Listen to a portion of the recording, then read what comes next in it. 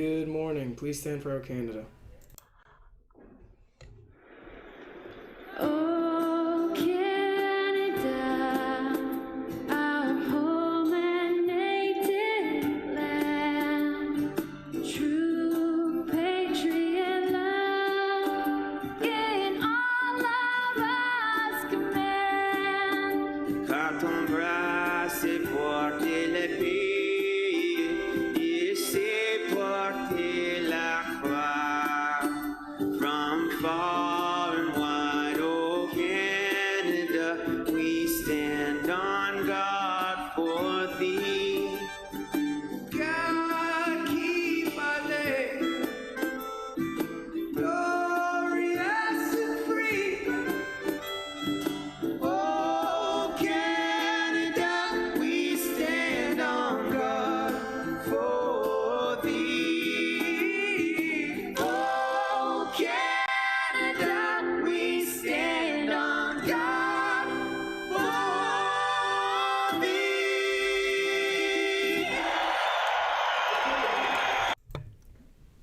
The fun fact of the day is, between Thanksgiving and New Year's Day last year, the U.S. Postal Service delivered an estimated 910 million packages, in addition to almost 15 billion pieces of mail. Due to today being Human Rights Day, the Student Council has a video prepared to give you some more information about human rights.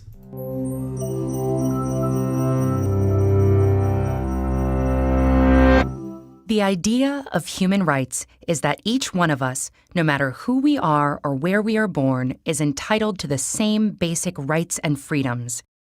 Human rights are not privileges, and they cannot be granted or revoked. They are inalienable and universal. That may sound straightforward enough, but it gets incredibly complicated as soon as anyone tries to put the idea into practice. What exactly are the basic human rights? Who gets to pick them? Who enforces them, and how? The history behind the concept of human rights is a long one. Throughout the centuries and across societies, religions, and cultures, we have struggled with defining notions of rightfulness, justice, and rights. But one of the most modern affirmations of universal human rights emerged from the ruins of World War II with the creation of the United Nations. The treaty that established the UN gives as one of its purposes to reaffirm faith in fundamental human rights. And with the same spirit, in 1948, the UN General Assembly adopted the Universal Declaration of Human Rights. This document, written by an international committee chaired by Eleanor Roosevelt, lays the basis for modern international human rights law. The Declaration is based on the principle that all human beings are born free and equal in dignity and rights. It lists 30 articles recognizing, among other things, the principle of non-discrimination and the right to life and liberty. It refers to negative freedoms, like the freedom from torture or slavery, as well as positive freedoms, such as the freedom of movement and residence. It encompasses basic civil and political rights, such as freedom of expression, religion, or peaceful assembly, as well as social, economic, and cultural rights, such as the right to education and the right to freely choose one's occupation and be paid and treated fairly. The Declaration takes no sides as to which rights are more important, insisting on their universality, indivisibility, and interdependence. And in the past decades, international human rights law has grown, deepening and expanding our understanding of what human rights are and how to better protect them.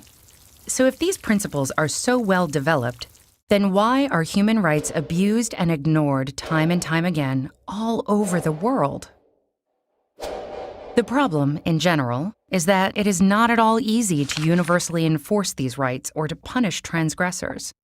The UDHR itself, despite being highly authoritative and respected, is a declaration, not a hard law. So when individual countries violate it, the mechanisms to address those violations are weak.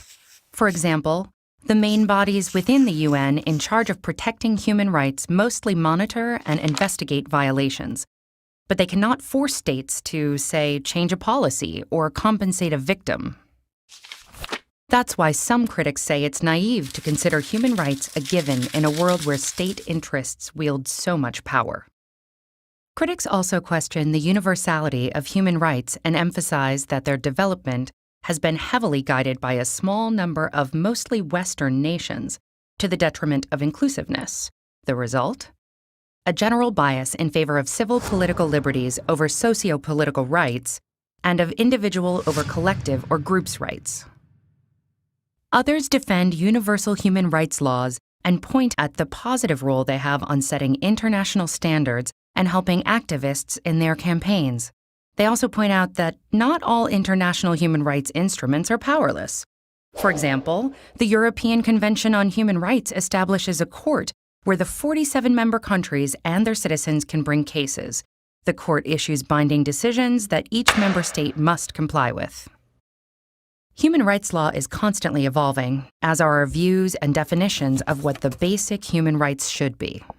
For example, how basic or important is the right to democracy or to development? And as our lives are increasingly digital, should there be a right to access the internet? A right to digital privacy? What do you think?